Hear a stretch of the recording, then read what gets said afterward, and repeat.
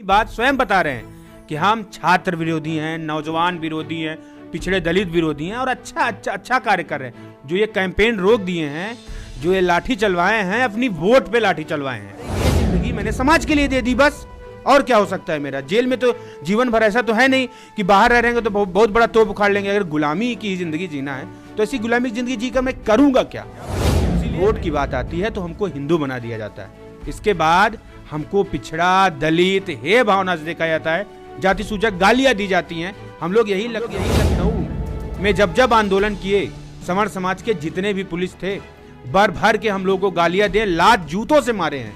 ये स्थिति समझिए कि एक तरीके से हम लोग इतना है भावना कि अच्छा तुम लोग आरक्षण ले लो लाठी से आरक्षण। समाज के हैं मुख्यमंत्री के खिलाफ नहीं लड़ सकते। ये पूरे उत्तर प्रदेश की जनता और अपितु देश की जनता को गर्व होना चाहिए कि एक बाबा को, एक मुख्यमंत्री, सिटिंग मुख्यमंत्री को हराने के लिए दलित समाज का बेटा आया है। और पिछड़े दलितों का कर्तव्य बनता है कि आज पिछड़े दलितों के हक अधिकार के लिए जब चंद्रशेखर लड़े तो हम लोगों को भी उनको वही जितना संघर्ष उन्होंने हमारे साथ किया उससे बढ़ के करना चाहिए।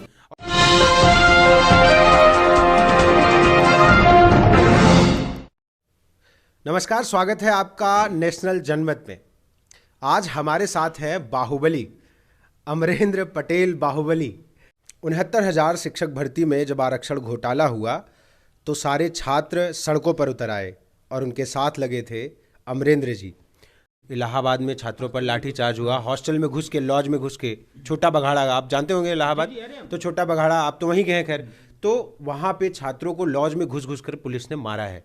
आरआरबी के छात्र थे, लगातार रेलवे में नौकरी पाने के लिए प्रयासरत थे और वो नाराज थे।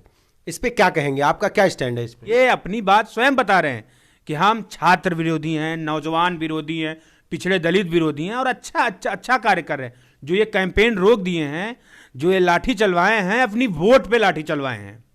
जिन पर लाठियां चले हैं, जिनको मुकदमे करके जेल भेज रहे हैं, युवा मंच के संयोजक हैं राजेश सचान जी। मैं बता दूं कि वो आंदोलन में थे भी नहीं, लेकिन वो कम से कम बुजुर्ग हैं और हर आंदोलन को तवज्जो देते हैं। उनको जेल भेजने का काम किया जा रहा है।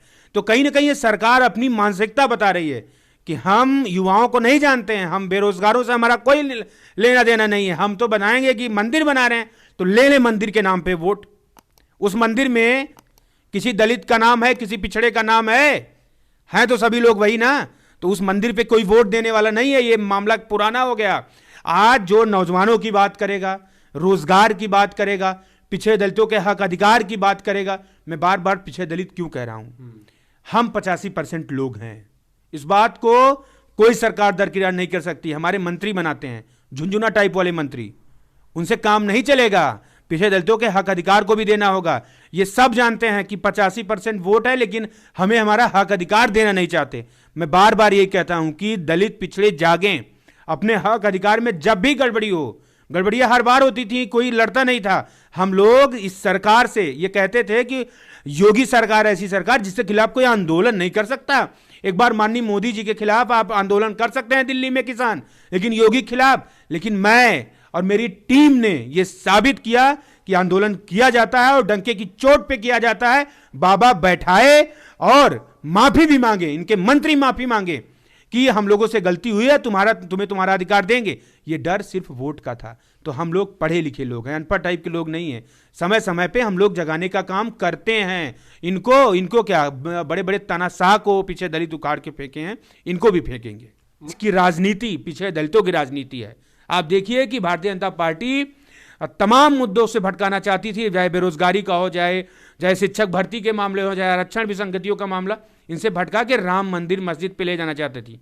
लेकिन ये 69,000 के अभ्यर्थियों ने, हम और हमारे साथियों ने ऐसा माहौल बना दिया कि आज राजनीति पिछड़े दलितों पे आ गई। जितने लोग सपा में गए उन्होंने सब ने एक तरीके से बोला कि 69,000 और पिछड़े दलितों के हक मारी हुई, इस वजह से मैं भाजपा छोड़ के सपा में आ रहा हूं।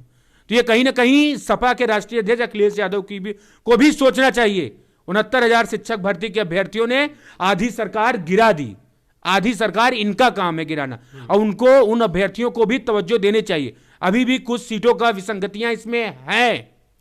अखिलेश यादव जब भी आए, अगर सरकार इनकी बनती है तो उन सीटों को, विसंगतियों को दूर करके पूरी भर्ती में जांच करा के चाहे जिस स्तर का हो, सभी लोगों को न्याय देने का कार्य करे। अमरेंद्र जी के साथ तमाम लोगों ने उस दौर में, उस वक्त में अच्छा बुरा किया, लेकिन इनके नज़रिए से इनके साथ जिन्होंने सबसे अच्छा किया, उसके साथ आज अमरेंद्र जी खड़े हैं। उनका नाम है चंद्रशेखर आज़ाद। देखिए, चंद्रशेखर रावण के साथ आने का एक कारण है कि वो उस दौर में हम लोगों का साथ दिए जिस दौर में भारतीय जनता पार्टी में भी हमारे समाज के लोग थे और विपक्ष के पार्टियों में भी हमारे समाज के लोग थे और सक्षम लोग थे, जिनके पास धन बल सारी चीज़ें उपलब्ध थी, लेकिन सिर्फ नहीं था तो उनका हौसला नहीं था। वो लोग अपने आप को हम लोगों से दरकिनार सिर्फ इसलिए कर रहे थे क्योंकि उनको ये डर थी कि हमारी राजनीति कहीं खतरे में आ जाएगी, हमारा धन खतरा हो जाएगा। लेकिन चंद्रशेखर जी ने पहले दिन से, जब से हम लोगों के इस मुहिम से जुड़े, 69,000 शिक्षक भर्ती में जो राष्ट्रीय पिछड़ा वर्ग आयोग की रिपोर्ट थी, लेकिन भारतीय जनता पार्टी उसको मान नहीं रही थी, तो उसके लिए चंद्रशेखर भाई हम लोगों के साथ आए। अपितु साथ आना बस एक पॉलिटिकल एजेंडा नहीं था, वो हम लोग के साथ वहाँ पे रहना, सोना, क्या कैसे आंदोलन होगा, सारी चीज़ें, और धरातल पे सबसे बड़ी बात कह दें तो उनके साथ होना लाजमी है हमारा। चाहे हमारी नौकरी न रहे, चाहे योगी आदित्यनाथ गोली मरवा दें, चाहे जो करवाएं, लेकिन ये हमारा और पिछड़े दलितों का कर्तव्य बनता है कि आज पिछड़े दलितों के हक अधिकार के लिए जब चंद्रशेखर लड़े तो हम लोगों को भी उनको वही जितना संघर्ष उन्होंने हमारे साथ किया उससे बढ़ के करना चाहिए। SSC-GD का देख लीजिए, दिल्ली में चंद्रशेखर भाई ने आंदोलन किया, और भी तो नेता हैं लेकिन नहीं जा रहे हैं। तो हम लोग नेता नहीं, हमको ये चाहिए। लोग कह रहे हैं कि अरे दलित समाज के हैं, मतलब दलित समाज के हैं, मुख्यमंत्री के खिलाफ नहीं लड़ सकते। ये पूरे उत्तर प्रदेश की जनता और अपितु देश की जनता को गर्व होना चाहिए कि एक बाबा को, एक मुख्यमंत्री, सिटिंग मुख्यमंत्री को हराने के लिए दलित समाज का बेटा आया है। और पूरे दलित बेकुचले, बिना पैसा वाले, उनके पास कोई ऐसा नहीं कि धनाढ्य हैं, 10 फॉर्च्यूनर ले जाएंगे, सबको पैसे से खरीद लेंगे। वही लोग, हम लोग स्वयं सहयोग करेंगे। लोगों से भी अपील करते हैं कि एहसान फरामोश मत बनिए। जिनका सहयोग कभी भी चंद्रशेखर किए हैं, उनके लिए आप लोग आर्थिक सहयोग करिए, तन से सहयोग करिए, जाके वहां प्रचार कीजिए, हर स्तर से उनका सहयोग करना चाहिए। लोगों में भ्रांतियां फैली हैं कि भारतीय जनता पार्टी की सरकार है और भारतीय जनता पार्टी का विरोध करोगे, चंद्रशेखर का करोगे तो नौकरी नहीं देगी। मैं उन भाइयों को भी बताना चाहता हूं कि इस समय चुनाव आचार संहिता है और किसी की सरकार नहीं है, तो हमारा कॉन्स्टिट्यूशनल राइट है, हमारा अधिकार है कि हम चाहे जिसका प्रचार कर सकते हैं। जब हम नौकरी में होते, हम जॉब में रहे होते, ऑन ड्यूटी होते, तो किसी का प्रचार ना करते। तो कोई ये मुझे बरगलाने की कोशिश ना करे और कोई ये ना सोचे कि हमको दबाव बना के कि नहीं आप किसी का प्रचार नहीं कर सकते, आपको गोली मरवा दिया जाएगा। योगी का गढ़ है तो गढ़ किसी का नहीं है, वहां भी पिछड़े दलित हैं, पिछड़े दलितों को भरमाया जाता है, मंदिर मस्जिद के नाम पे इधर उधर किया जाता है। अगर जब वोट की बात आती है तो हमको हिंदू बना दिया जाता है, इसके बाद हमको पिछड़ा, दलित, हे भावना से देखा जाता है, जाति सूचक गालियां दी जाती हैं। हम लोग यही लखनऊ में जब आंदोलन किए, समर समाज के जितने भी पुलिस थे, भर भर के हम लोगों को गालियां दे, लात जूतों से मारे हैं। ये स्थिति समझिए कि एक तरीके से हम लोग इतना है भावना कि अच्छा तुम लोग आरक्षण ले लो लाठी से आरक्षण, ये स्थिति होती थी। तो हम लोग झेले हैं। उत्तर प्रदेश में ऐसा कोई जिला नहीं होगा जहां का अभ्यर्थी आना आया हो, क्या वो भारतीय जनता पार्टी का विरोध नहीं करेगा? और किसी भी पार्टी का विरोध करेगा। अगर जो जैसा करेगा वो वैसा भरेगा। मेरे हिसाब से, मैं किसी पार्टी का नहीं कह रहा हूं, लेकिन जो वर्तमान सरकार है, अगर वो हमारे साथ गलत कर रही है तो उसके साथ हम गलत करेंगे, हर हाल में करेंगे। तो उस वक्त में जब उत्तर प्रदेश में अगर कोई प्रदर्शन करता है, धरने देता है, तो उसके घर कुर्क कर लिए जाते हैं, उसके ऊपर तमाम धाराओं में मुकदमे दर्ज कर लिए जाते हैं, उसे अपराधिक घोषित कर दिया जाता है। ऐसे वक्त में अमरेंद्र जी को ये संबल, ये बल कहाँ से मिलता है कि भाई ऐसी लड़ाइयाँ लड़ी जानी चाहिए? मैं कह रहा हूँ कर ले मेरा घर ना। मेरे ऊपर इस उम्र में जानते हैं 27 साल का महज हूं मैं।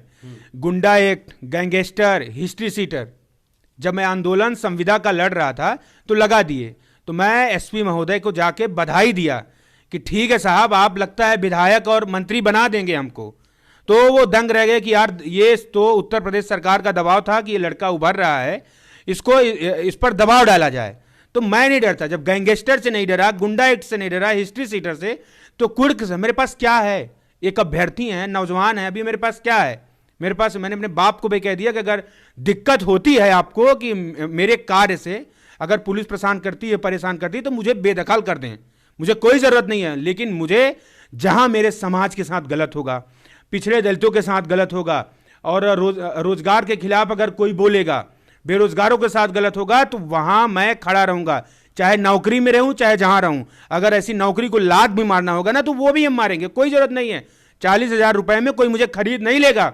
लेकिन ये देश का समाज, इस प्रदेश का समाज, मैं किस वजह से बोलता हूं कि मैं जानता हूं कि अगर मैं दहाड़ के बोलूंगा तो मेरे समाज के आप जैसे चैनल हैं वो मेरी आवाज उठाएंगे और इस सरकार की नीतियों को एक्सपोज करेंगे। अरे ये जिंदगी मैंने समाज के लिए दे दी, बस और क्या हो सकता है मेरा। जेल में तो जीवन भर ऐसा तो है नहीं कि बाहर रह रहेंगे तो बहुत बड़ा तोप उखाड़ लेंगे। अगर गुलामी की जिंदगी जीना है तो ऐसी गुलामी की जिंदगी जीकर मैं करूंगा क्या।